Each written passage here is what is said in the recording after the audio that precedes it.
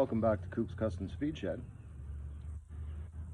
I call it a speed shed because, well, it's really not big enough to call it a shop, you know what I mean? Anyhow, decided to start a YouTube channel, mostly for myself to document this project that I'm about to start with my 15-year-old son. Been waiting for this moment for a long time. I'm a guy that came up in a life of cars, met some lifetime long friends doing this stuff. Most of my closest friends are deep into cars, and we met when we were younger. Kind of in the street racing game. For the young ones, don't get into that. You can't get away with the stuff that we used to get away with when we were younger. The laws have changed and so on and so forth. But anyhow, behind me here, that red car there. Sorry, I apologize in advance for my camera skills. I am not a cameraman. That's a 79 Z28 Camaro.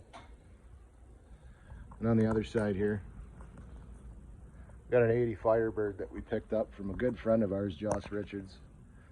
Been looking for a car for my kid for a year or two. Started building on an engine there about a year ago.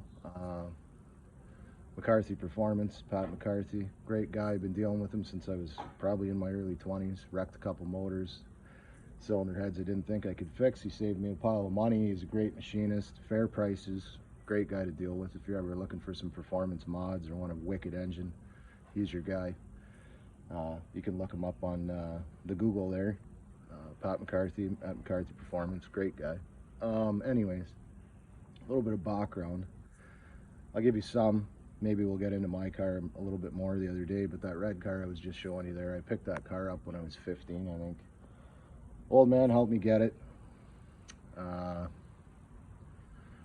Just kind of wanted a muscle car. Don't know why, honestly. Back then wasn't really a gearhead or a wrench or anything like that.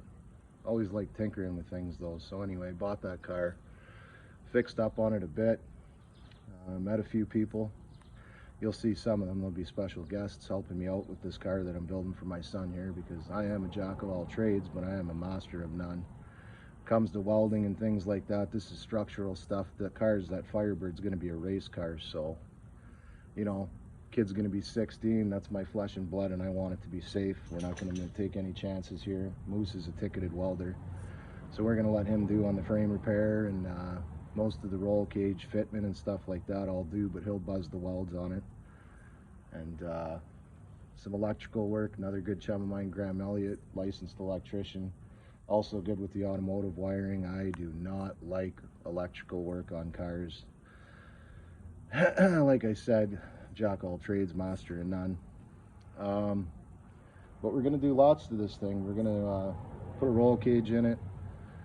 We're probably going to go with a ladder bar coilover suspension, but that's my son's decision. We could go to tubbing the car. The car's really rough in the back, and for me to make it back up to snuff for a race car, not really ideal to put a leaf spring setup in it. I got a couple buddies that run leaf spring setups and small tires with over 1,000 horsepower, and yeah, they can get them down the track, but it takes a lot of work, and we are not going to be there every weekend. So, you know, to get the kid's racing career going, or whatever you want to call it, it's just a lot easier to put a ladder bar coilover setup in it and maybe a mini tub. And maybe later in life, if he decides he wants to put this thing on the road with the laws the way they are in Canada now, I don't know if that will happen, but it's a possibility. So we're not going to cut the back of the car up to the point where it can't be streetable.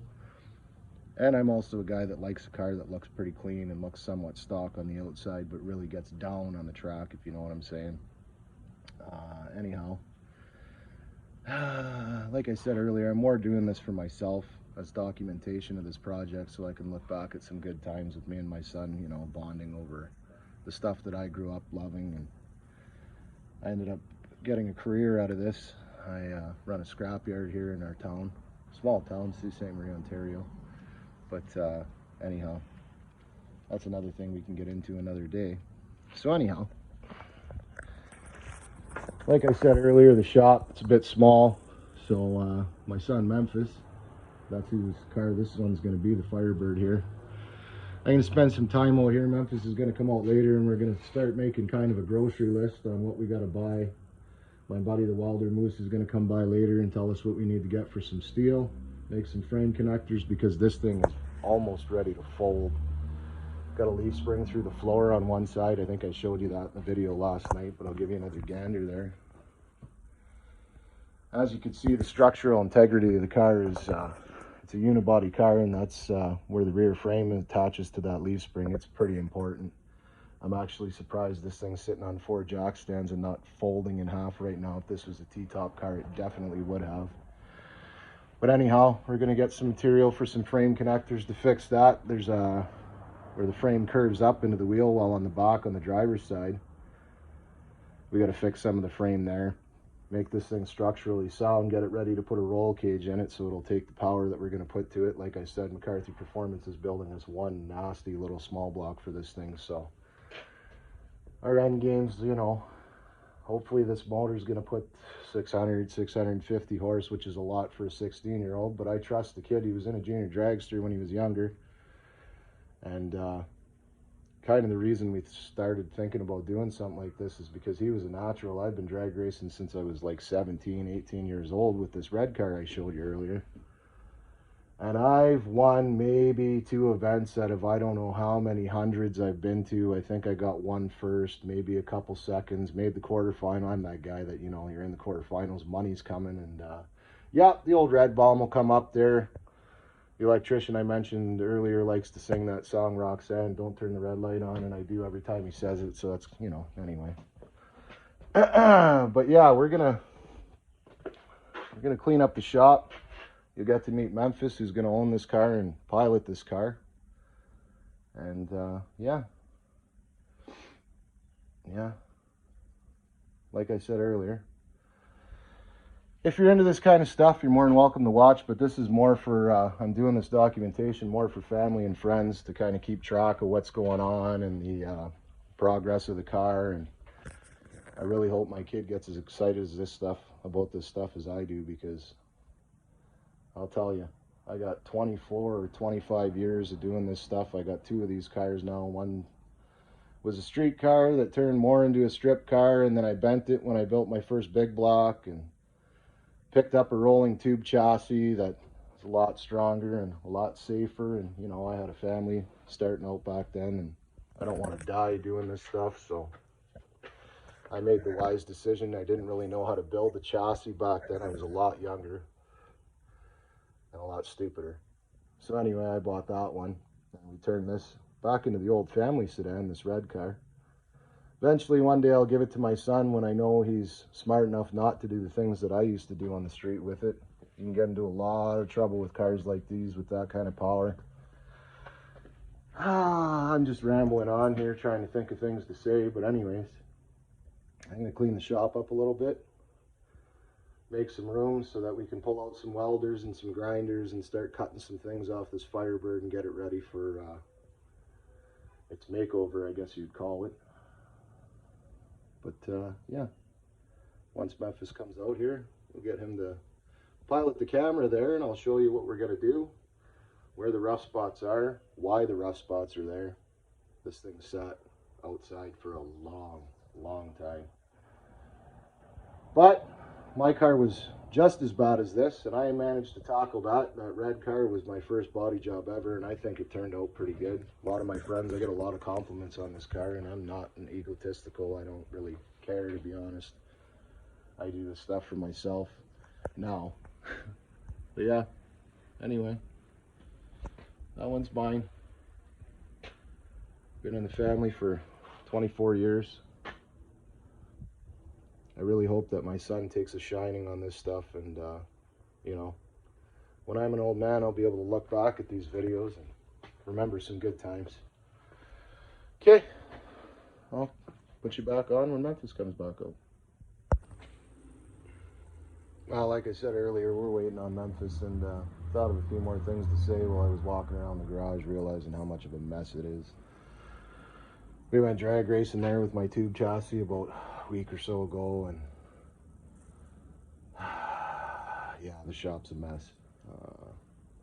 Anyone that drag races knows that first time you go out, first year, you got to give the car a once over and make sure everything's good and set some valves if you're running a solid cam like I do. And you know, just kind of go through the motions, the nuts and bolts, make sure that everything's tight. You don't want a fucking 4-link bar or something like that coming down because of a loose heim or a wore out heim or a bolt that's wore from all the hits it's taken, things like that.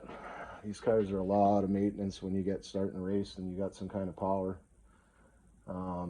Anyhow, like I said, we're waiting on Memphis, and I really don't want to tackle cleaning this shop by myself. There's a lot to do before we get started here. Got a couple hours before Moose gets off work and throws some food down his throat there and comes over to give us a hand. So, like I said earlier, I thought I'd give you some background on this red car here and why I'm doing this and why I think it's a good idea for my son to get into things like this. Yeah, anyhow, that 79 Camaro I showed you earlier. I was a kid that, you know, didn't really know who I was growing up, and molding yourself or whatever you want to call it. My old man helped me buy this car. One of those dads that, you know, he did well for himself. He went to school for a long time, probably could have been a doctor, but ended up being an engineer. I'm sure in one of these videos he'll be by checking out the progress. You'll get to meet him at one point. But yeah, the old man made a deal with me if I can come up with some of the money and he'd come up with the other half. Found this car. It was in really good shape. Actually ended up being Facebook friends, at least, with the guy that I bought this off of, Robert Ben. Nice guy. Built this car, picked up a Rambler or an AMC Rebel, I think it was, and kind of changed his tune. Wanted to build that instead of this. Gave me a good deal on it. He must have had 8, 10, I don't know, lots of money in it. I think I bought it off him for $4,500. It was pretty much ready for the road at the time. Had a new 350 in it, 350 turbo transmission. Doesn't matter. I drove it like that for maybe a year and maybe 2. Built my own motor. 355 with some trick flow aluminum head, solid roller cam, flat top pistons. Was pump gas back then, just kind of starting out in my tinkering days. It's funny how life works out. Used to play hockey when I was younger. A friend of mine, Dave Pachaco, was not a friend of mine back then. We I don't know if we hated each other, but we just didn't really like each other or care for each other. He bought a 78 Camaro like this one here.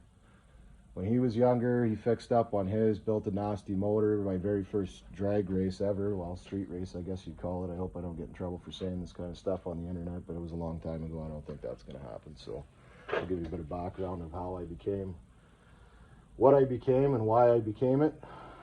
Yeah, went to high school with Dave. Beaked off to each other about cars lots of time, and boy, did that man take me to school. Went out to base line there. It's a old moose trail, basically, back road. He gave me the beating of a lifetime the first time I ever raced, and I got a taste of losing, and I did not care for that. So that was when I started building my 355 with those aluminum heads I was talking about earlier. Went back. He did a few more things, still got around me. We went back and forth for years, I'll tell you. And you know what? It's funny how life turns out, because we ended up being really close friends. We talk every day. Big into the sleds together, big into the cars together. I ended up standing in his wedding, believe it or not, many years after that first race. Yeah, one of my best friends. A couple other guys that I mentioned earlier, like Moose, we actually became friends for the same types of reasons. He wanted to build an LS1 motor for his Sonoma. I actually never built one before, but I'm one of those guys that an engine's an engine. It's just nuts and bolts and some torque specs. So yeah, I'm going to do that up for you, buddy. No problem. Made a trade-off with this red car here. I told him, you know, the frame's pretty rough. It was just after I bent the frame on my when I put the 496 in this car. First time at a real drag strip with it down in Stanton, Michigan at Mid-Michigan Motorplex. Did a big burnout, let go of the trans brake at, I don't know, 3,500, something like that. In a car that had a roll cage in it that I was learning how to weld, put that in there when I was 18, and man, I'll tell you, we bent this car up something bad. Windshield split when I let go of the trans brake, glove box door popped open. You know the stories that people used to tell in the 70s on these unibody cars? Well, yeah, they ain't kidding you. Anyway, windshield split from one side to the other, glove box door popped open, a bunch of time slips fell out of the glove box, trunk lid even came open and was flapping in the wind there. Once the car came down from the wheelie it was in, I just let off. I knew something was wrong. And that's how it transformed into this red car. It was actually a blue metal flake back then. But anyhow, I'm just rambling on again. I like to do that. I'm a talker, as you can tell, I'm sure. Yeah, so that's how I met Moose. I built him an engine, and then he helped me fix the frame on this car. And then I started deciding, you know what, quarters are blistered. Let's cut this thing up and really make it a true classic, which we did. It took 6 or 7 years of, you know, running out of money and putting it in the corner. And then when I could come up with some funds, dragging it back out. Owning 2 cars is a lot of maintenance, like I said. And I am no rich man. I don't come from money or anything like that. I built all this stuff myself with some help with friends. Just an average Joe, Johnny Lunchbox, go to work every day, Monday to Friday. I run a scrapyard. So when it comes to this Firebird that me and my son are going to build, this is going to be a lengthy process. This is not going to be a weekend project like Hot Rod TV or, you know, guys like Finnegan and Roadkill and things like that. They could really fix up on some things. They got some sponsors, good for them. Great guys, love watching their stuff. Another big idol of mine, actually, half the reason I started to decide to do this YouTube channel. And like I said, I'm doing it more for myself, for, you know, memories to look back on when I'm older, and family and friends can watch these things and see how the progress is coming on the kid's car. But yeah, as I stated before, this is going to be probably at least a year, more like 2, to get this thing done for my son. Made a deal with him. He's been working, making some money. He helps me out with the payments for the motor and get buying the parts. Send pot money pretty much almost every paycheck, or at least every 2 paychecks. Get that motor done for the kid there for this car. So I made a deal with him anyways, because this car is going to take a lot longer than, you know, a winter project, to make it safe, make sure that he's not going to hurt himself. So the deal I made with him was, if he shows the ambition and he shows the initiative and starts working and come up with some cash, help me out with the payments on the motor, help me buy some, you know, some steel to fix on the frame and things like that on this car, get it back up to a car that's worthy of going to the racetrack and safe. I'm going to let him run and pilot my tube chassis, which is really hard for me to do. So that motor that McCarthy's building for us next summer, probably in the spring there, hopefully I can come up with enough money and the kid helps, and we'll get that motor in my car, in the tube chassis. And the way I look at it, that car is professionally built. You know, it's got a certified tag on it. It's capable of running 850. It's safe. It's got big tires. That'll help him get some experience behind the wheel of something that's that powerful. And, you know, I figure with the big tires, he can get used to the car. It'll be easier for him to drive than this thing, because this thing's going to have quite a bit smaller tire on it. So, yeah, I'll let him run that for a year, maybe 2. I'm going to hang my helmet up, let the kid get his career started. He had a junior dragster back in the day we picked up, and like I said before, he was a natural. His first day in that car, he won the Gamblers race, and there had to have been 100 junior dragsters. It was a big event. Second day in the car, caught a perfect light. Man, I still don't live that down, because out of 24 years of racing, I've got 1 perfect light, and he's already got, I think, 2 or 3 out of 3 or 4 years racing that junior dragster.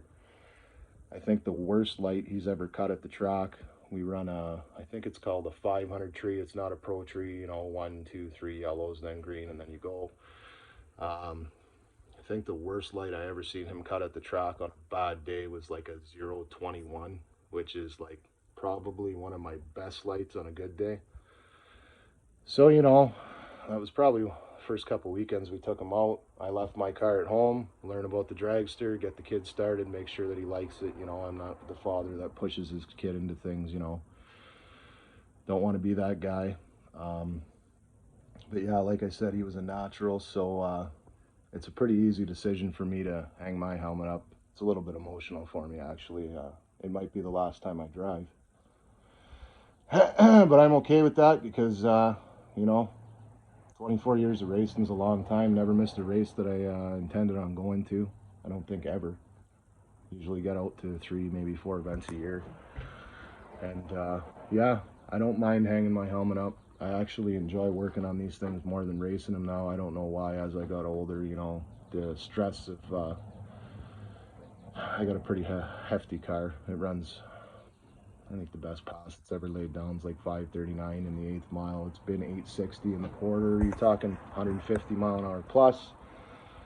Anyone that wants to go faster than that, God bless you. Those Street Outlaw guys, I think, are crazy. They are fast, and my car still scares me once in a while on the top end if it starts to lose a little bit of traction there when you click third gear, which it has done in the past. It can get scary when you're going 150 mile an hour and you're staring at the wall. It's not a good time. But anyway, again, I'm rambling on. So yeah, I'm going to hang my helmet up for a couple years. We're going to let the kid get in the blue car. That's a whole nother deal. We'll probably do some videos on, you know, him starting out, his first couple passes, things like that. But the most part of these videos is going to be building this Firebird for my boy. Yeah, so I'm going to fire this red car up here and put it outside so that I can clean the shop and make some room. And yeah, like I said, average Joe. So my car is going to sit outside while we're working on this, and then we'll back her back in at the end of the night. Make sure that the steel plant's just down the road there. Graphite and things like that are bad for the paint, and car covers really don't protect on it that much. So, like I said before, I'm rambling on. I'm just trying to think of things to point out and the reasons that we're doing this. And yeah, so when Memphis comes out here, we're going to finish cleaning up this shop. Put some of my sled stuff away. Big into that too, by the way. But anyway, anything with an engine, pretty much. I'd play with a lawnmower if I think I could get things done faster. So yeah, I'm gonna start cleaning the shop up, and when Memphis comes out, we'll get back to videoing what we're doing and where we're going and why we're doing it and all that kind of fun stuff. Be back.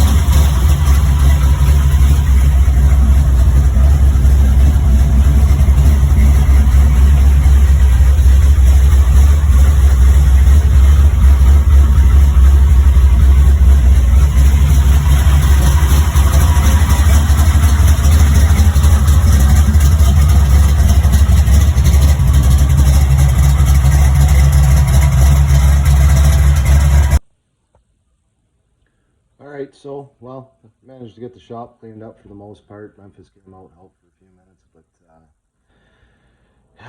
poor little kid. He was born with somewhat of a birth defect. He was born with a twisted rib. It's pretty rare, but when he gets to moving around and stuff like that, when we went to get this car last night, it was in a field basically with a lot of weeds, and tires are flat, and one of the leaf springs through the floor, so we had to bend around and twist. And my wife Megan there backed her truck up to pull this thing out of its grave, and you know, we're airing tires up and bending over and up and down and this and that, and get it in the trailer and strap it down without trying to break more of the frame. And anyway, kid's a little sore this morning, so we're gonna let him rest up.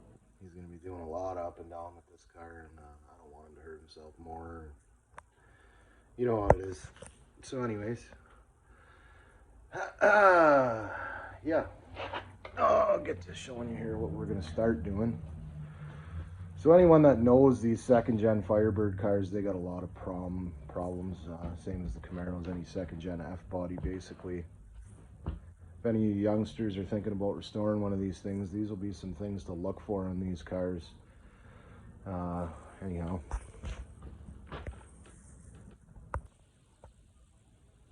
Alright, so, well, managed to get the shop cleaned up for the most part. Memphis came out and helped for a few minutes, but poor little kid. He was born with somewhat of a birth defect. He was born with a twisted rib. It's pretty rare, but when he gets to moving around and stuff like that, when we went to get this car last night, it was in a field basically with a lot of weeds, and tires are flat, and one of the leaf springs through the floor, so we had to bend around and twist. And my wife Megan there backed her truck up to pull this thing out of its grave, and you know, we're airing tires up and bending over and up and down and this and that, and get it in the trailer and strap it down without trying to break more of the frame. And anyway, Kid's a little sore this morning, so we're gonna let him rest up. He's gonna be doing a lot up and down with this car, and I don't want him to hurt himself more. You know how it is. So anyways, yeah. I'll get to showing you here what we're gonna start doing. So anyone that knows these second-gen Firebird cars, they got a lot of problems, same as the Camaros, any second-gen F-body basically. If any youngsters are thinking about restoring one of these things, these will be some things to look for on these cars. Anyhow.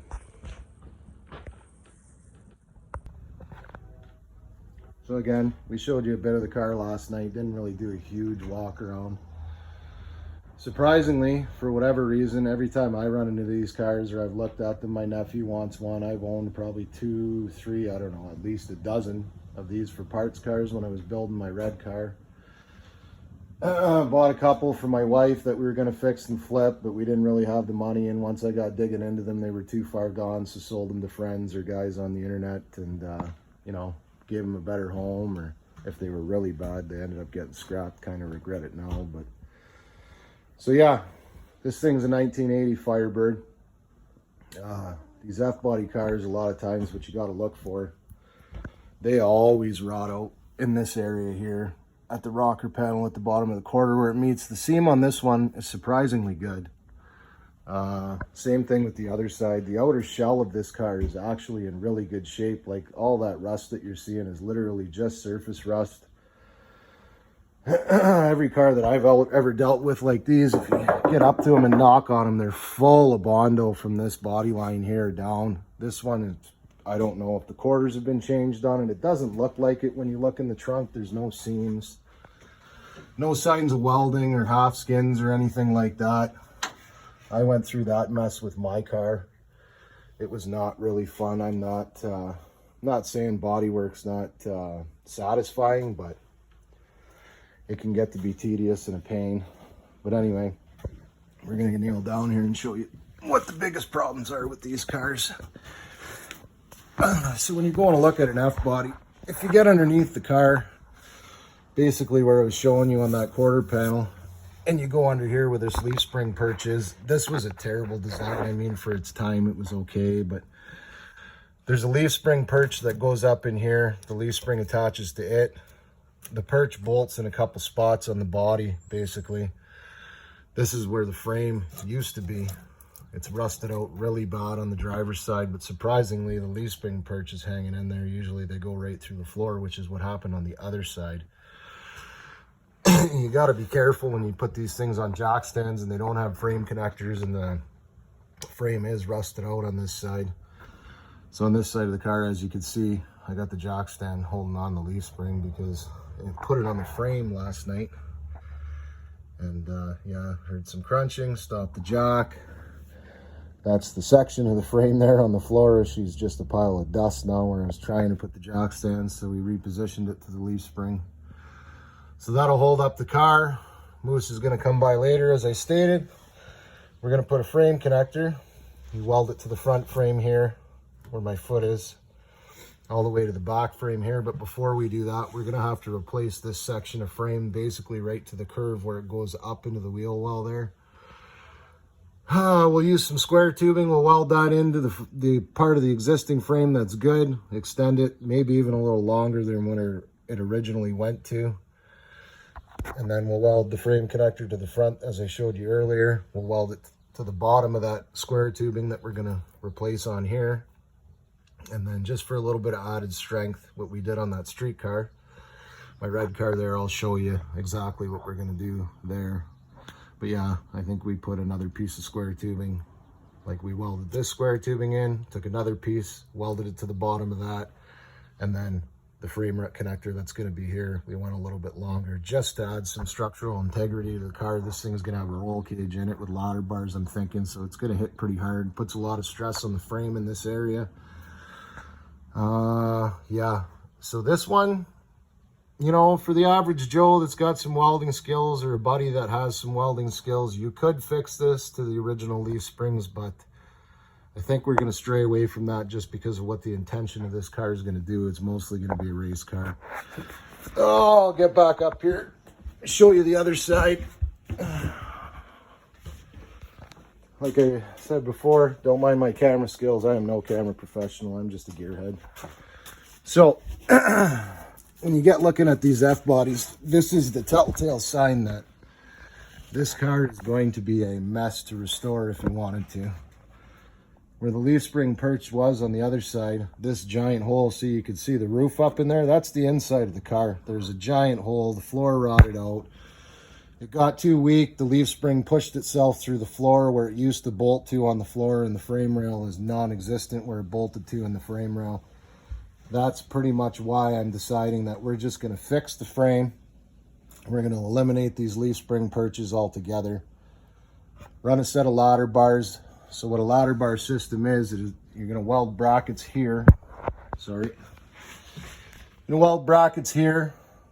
A ladder bar hugs around the rear frame rail. And then you make another cross member where the frame connectors are going to be from that rail to the back of the car back here. You make a cross member here. The ladder bar will sit here. There'll be some hind joints. So basically what that does is it takes the hit of the rear end, forces the ladder bars to push up here. Depending on the center of gravity, you'll have to do some reading online about all that. That's getting pretty technical, but basically the farther the ladder bar sits down, the more leverage it puts on the front of the car to raise the front of the car, get some weight transfer, get some weight on the back tires here to get some good 60-foot times and hook up and whatnot and things like that. But anyway, I'm getting way too far ahead of myself explaining what we're doing. But yeah, we're going to repair the frame, get some frame connectors in here. Then we'll start working on the ladder bar coilover kit once we purchase that. Probably buy that from Summit Racing, or I'll get it through Motor State at work. And, you know, start getting this thing ready for structure and safety and things like that. But yeah, I'll get up here and we'll go over to my red car. That's basically what I did to that car because it wasn't in the best shape when I bought it. I mean, it was, but there was some rust hiding under there that the previous owner didn't really dig into as much. Anyway, that's a whole nother story. So anyway, as you can see here, don't mind the fuel line, garden hose. This is all what we replaced. That's what was rotted out on the car I was showing you back there. This up here is the original part of the frame that we kind of boxed over, welded to the floor. And then we went with the frame connector here. Welds into the frame up there. There's the ladder bars I was talking about. See the brackets back there that we welded onto the rear end. This car I wanted to keep the back seat in because I have a family and I wanted the kid to be able to go for rides when he was younger and things like that. We probably won't do that on his car. We will probably channel the floor a bit to tuck these ladder bars up a bit more, just to make the car look cleaner. And the suspension geometry will be more proper than this car is. This car, we kind of sacrificed that a little bit just to keep the back seats in it. But yeah, you get the idea. So that's where we're at.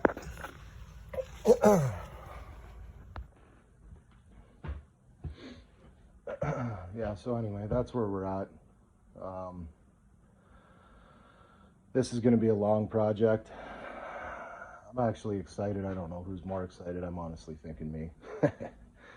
I've actually owned nothing but F-bodies. I was kind of hoping he wanted a Chevelle or a Nova or something else, GM preferably, because I'm a GM guy. But I kind of always had a shine to these 70s Firebirds, Trans Ams, Smokey and the Bandit style. You know, this one's an 80. It doesn't have the Smokey and the Bandit style front bumper, but me and the kid decided that we both like that style better, so we're going to change the front bumper, make it look like a Bandit car.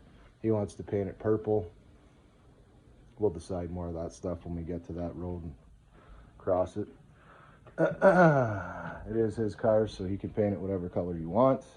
But yeah, we're probably going to change the nose. We're going to change the tail pan, I think, make it look like a 77, 78 more. I like that style more than the 80. I just find that nose a little too pointy and bulky, if you know what I'm saying.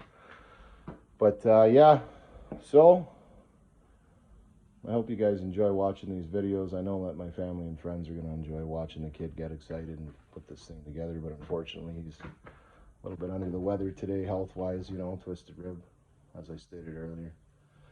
But Moose is going to come over after dinner. We'll make a grocery list for some steel. I'll start getting the kid to put some gloves on and some safety glasses, start wire wheeling the rust and cut out the sections that we're not going to use and things like that. And yeah, I guess next time I take a video, we'll show you some of the repairs, or maybe I'll do it during, or, you know, we'll be talking to you.